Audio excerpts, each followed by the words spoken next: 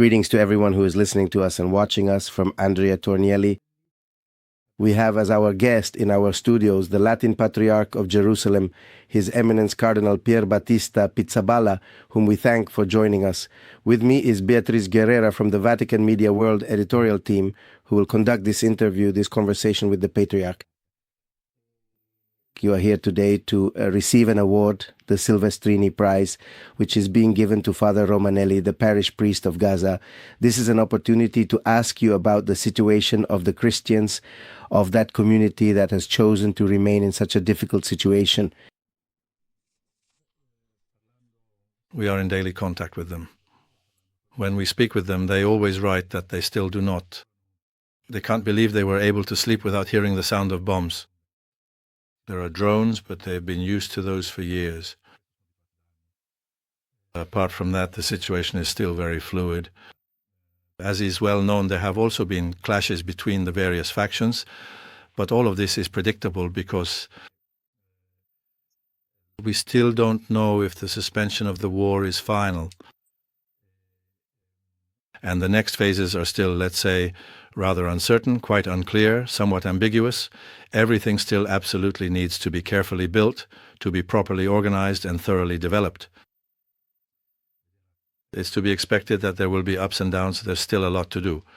Let's say the situation remains dramatic because everything is destroyed. People are coming back, but they're returning to rubble. The hospitals aren't working, there are no schools, and there's still the issue of the bodies, the dead hostages from Gaza who need to be recovered. It's not easy. Also because very often the location, the whereabouts of these bodies have been lost in all the chaos that happened. Distrust is quite high between the various parties, but looking beyond all of this, there is a new atmosphere that is still rather fragile, but we sincerely hope it will gradually stabilize. So how is it possible in this historical context, in this climate, to build hope and fraternity? First of all, it takes time. We must not confuse hope with a solution of the conflict, because the end of the war is not immediate. It is not the beginning of peace. It is not the end of the conflict. All these aspects must be kept well in mind. But of course, it is the first step. Hope, as I always say, is the daughter of faith. If you have trust, if there is trust in your heart, you can also achieve the things you believe in. First and foremost, we need to work on this. We need to work with people who are still unwilling to get involved again and create this network both inside and outside Gaza, because we must not separate the two sides by borders. And to create fraternity, I believe there is a need for new leadership, both political and religious. I think this is very important. We have already started to get in touch with each other. We need new faces, new figures who can help rebuild a different narrative based on mutual respect. It will take a long time because the wounds are deep, but we must not give up. So, is there still hope to build a lasting peace, even if right now we are only at the very first steps? First of all, you have to believe in it. You have to want it. It will take a very long time. We shouldn't fool ourselves into thinking it will come soon. We also need to keep in mind the failures of previous agreements, the many failures that have seriously undermined trust between the parties. So we shouldn't have any illusions. It will take a long time. There will be different phases. I think that perhaps the next generation will have a freedom that this generation does not have today. But the task of this generation is to prepare the next one. So we need to gradually create the foundations and conditions with new faces, new leadership, and above all, to create environments that slowly foster a culture of respect that will eventually lead to peace. But what are the concrete hopes of this generation, of the people you meet every day in Jerusalem or elsewhere? Right now we are in a new phase, still certainly fragile, and the hope is that what is happening, we are coming out of 2 terrible years, and the hope is that this marks the end of those 2 years and not just a brief pause. So this is everyone's wish, shared by all Israelis and Palestinians, right, left, above and below. In short, everyone is eager to truly turn the page. That's the first thing. Then, of course, there are different opinions, both political and religious. There are also different perspectives, but there is also a strong desire among ordinary people to be able to start again, to live not necessarily normally, but with a new outlook that isn't defined by war and violence. In these past days, we've heard terrible, dramatic testimonies about the conditions in which the hostages were kept, who have now all been freed, those who are still alive, thank God, and we've also heard their stories. Difficult situations, including the degradation faced by Palestinian prisoners held in jails. What can be said about this pain, which in some ways is shared across sides, and also about the possibility of building a future that doesn't start from hatred? Because sometimes the risk is that all of this will create new generations of people who hate instead of building a new society. It is one of the tragedies we have experienced in this period. You mentioned shared pain, but it wasn't perceived that way. Everyone was closed off in their own pain, so each person saw only their own suffering, their own perspective, the pain of their own people. As others have said, not just me, and even more than me before me as well. Each person was so full of their own pain that there was no room inside themselves for the pain of others. Now that this situation is over, perhaps little by little we can begin to open up to understanding the pain of others as well. To understand does not mean to justify. It will take time for all of this, and I don't even know if it will be possible. So this is one of the aspects. The hatred that has been sown, not only in these past 2 years, though in these 2 years it exploded, but even before there was already a narrative of contempt, of rejection, of exclusion. It wasn't something entirely new. So, as I was saying, all of this requires a new language, new words, that also need new witnesses. You can't separate what is said from who says it, so I repeat, we need new faces to help us think differently. What is the situation like instead in the West Bank for the parishes in small villages such as Zababde, Taibe, or even Aboud? And then, regarding the role of Christians and Catholics, there are also Hebrew-speaking Catholics who are fully integrated into Israeli society. What is their role at this moment? These are two very different issues. So let's say that in the territories of the West Bank, the general situation, not only for our Christian Catholic parishes, is very fragile and is continuously deteriorating. Even the villages, Zababda, which you mentioned, Taib, Aboud, and others, are increasingly isolated from one another. There are hundreds of checkpoints that control internal movement, not just in relation to Israel. This is making the situation increasingly difficult, and as I've said several times, it's become a sort of no man's land, a lawless territory, because there are so many attacks and tensions, even with the settlers. But these remain unresolved, in the sense that we don't have any authority to turn to in order to stop these situations, which, on the contrary, seem rather supported. This creates major tensions and also a lot of insecurity within our parishes and communities in general. In the West Bank, the situation remains very fragile, not only from a political standpoint, but also from an economic one. The two main resources are commuting to Israel and pilgrimages, which are currently suspended, and we don't know how or when they will resume. This also has a very strong impact on people's lives, especially on Christians. The role of the Catholic community and the Jewish expression are small communities of just a few hundred people, who have also recently welcomed several hundred children, the sons and daughters of migrants, in any case, of foreign workers who work in Israel. I believe that it is important, especially within the church rather than outside of it, that is to help these situations in a certain sense force our diocese, which is very complex, to think in broader terms. Not to focus only on the Palestinian issue, but to keep in mind that even within Israeli society there is pain, there are perspectives, there are different viewpoints that must be taken into consideration.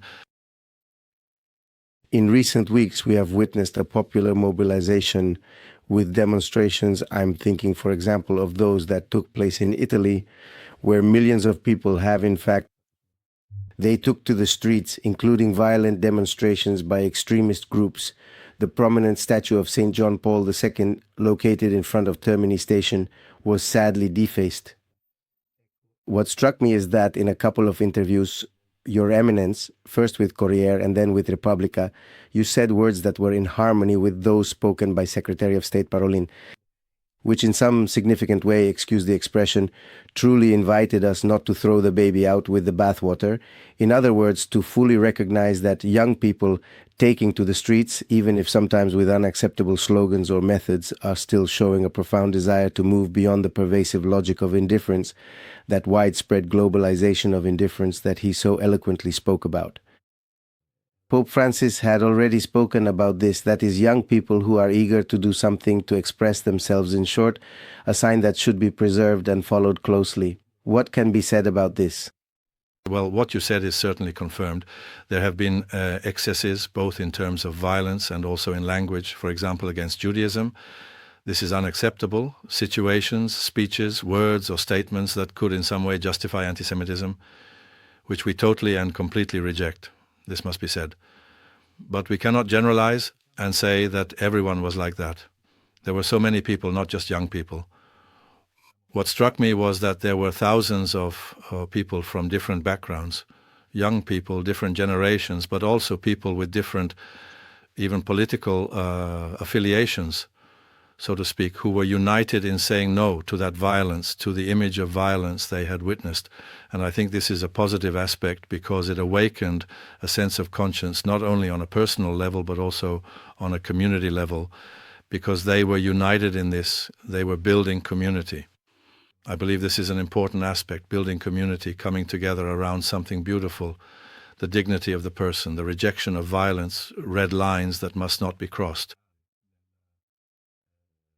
Even in the exercise of self-defense and things of this kind. So, in my opinion, it was a very beautiful, very positive aspect that should not simply be relegated to something that the violent tried to hijack. Let's hope it continues. I believe it is also an important awakening of awareness for various religious and political leaders, I must say. We must keep in mind that within the conscience of the community, there is something beautiful that needs to be preserved, and perhaps it should also find expression outside of this context of war. Now, in the Holy Land, returning once again to the Holy Land, are you expecting the pilgrims to come back? We certainly hope so. I spoke with the custodian of the Holy Land about doing something together, some joint statements. We'll wait 2 or 3 weeks to see how things develop. And then I think we'll need to start pushing, especially with the churches that have been very close to the Holy Land over these past 2 years, to say it's time to show solidarity not only through prayer, which is extremely important, and also through aid, but through pilgrimage as well. This year marks 30 years since the death, the assassination of Rabin, a man of peace. How incredibly important is it that truly new and effective leadership emerges that genuinely bets on peace and not on division, on hatred or on conflict? And what do you currently see? Are there any truly positive and encouraging signs in this regard from either side, or not at all? I believe this is one of the decisive aspects. I've said it, I've repeated it many times, and I'll say it again here. We need new leaders who speak a different language from what we've heard in recent years. Not just politicians, but also religious leaders. 30 years ago, Rabin was saying one thing and the religious leaders were saying another. Now it is necessary to become aware of this. In this context, interreligious dialogue is very important. And in my opinion, interreligious dialogue also needs new faces, in short, that take this into account, which cannot ignore what has happened, which has wounded us, wounded all of us. So we need to take into consideration what has happened, what we have said to each other, and what we haven't said.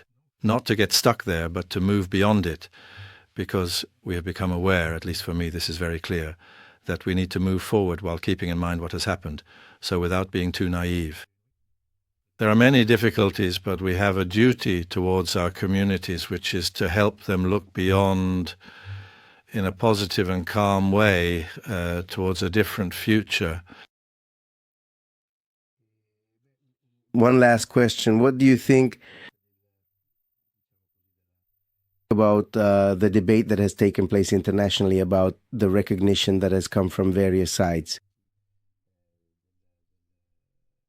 of the Palestinian state, which has happened quite extensively in recent times? Yes. The Palestinians don't just need the war to stop, to end the violence, and to be helped and supported economically or whatever else. They also need to be recognized in their dignity as a people. Now, I don't know if the two peoples, two-state solution, so often mentioned, is achievable in the short term. Technically, even now, I don't get into these issues. But you can't tell the Palestinians that they don't have the right to be recognized as a people in their own homeland. That being said, these are often statements that remain just principles. They need to find their realization within the context of dialogue between the parties, who will certainly have to find it themselves with the help and support of the international community. And one very last thing. This is already the third and last question. It's true, but really, you journalists are all like this. Really, this is the last one. How have you felt the closeness of the Pope during this time of Pope Leo? We have felt the closeness of both Pope Francis I and also Pope Leo, who have two distinctly different personalities, but have consistently shown their profound closeness in a very tangible and concrete way, with numerous phone calls, with fairly frequent and regular contact with the esteemed parish priest of Gaza, which, however, doesn't typically make the news, and that's perfectly fine, because it's truly important to do good things for their own inherent sake, not just merely to feed the hungry journalists, and then